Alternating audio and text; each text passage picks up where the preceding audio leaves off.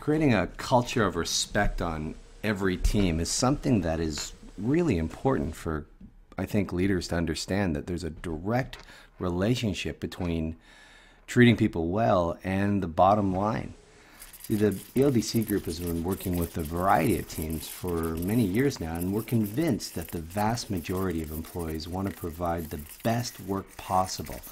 And the issue is not why we're here, but how do we respectfully collaborate on one approach?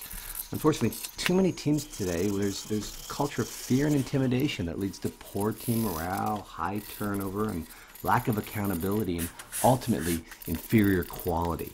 We're fighting classism, you know, the perfect I outrank you so I can talk anywhere I want, and ageism, and you know, how do you deal with the Y generation, or those people are too old, they don't know anything, and those people are too young. How do they know anything until they've been in the workforce for 10 years? The most successful leaders recognize when there's problems and work towards the solutions rather than ignoring and denying the problems.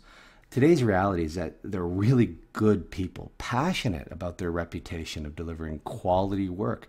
And they go home at the end of the day and their stomach's in knots instead of feeling proud of their contribution to a great team. They're wondering if they should just look for another job or sadly, you know, get out of their industry altogether. And this just happens much too frequently. So the solution, I think, is to introduce and stand behind the values of trust and honesty and mutual respect. Challenge every team member to do their part to stand up to disrespect and say we're not accepting that behavior anymore. Now, this has to happen at every level. I don't really work with clients unless the senior leadership is involved.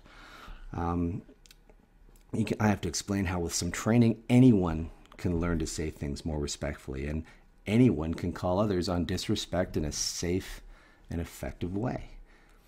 So that's really what we see our role is through workshops and other teaching methods. We walk participants through a model of teamwork that we actually guarantee will result in respectful collaboration for any team, anywhere. So we spend time discussing the basic interpersonal skills that every team member has to have in order to be successful. And finally, we spend time on identifying the obstacles to having this model, this corporate culture that we want, that is going to embrace and facilitate the type of things that we want to have happen. We actually teach the skill of confronting disrespectful behavior safely and effectively. And as a result, people just get better at their jobs and they're able to bring their A game more often to work, mostly consistently. And, you know, it costs the same to pay a really high-performing team as it does to pay a bunch of really frustrated, disengaged people that would rather not be there. And I certainly know as a leader which type of employee I'd like to have working for me.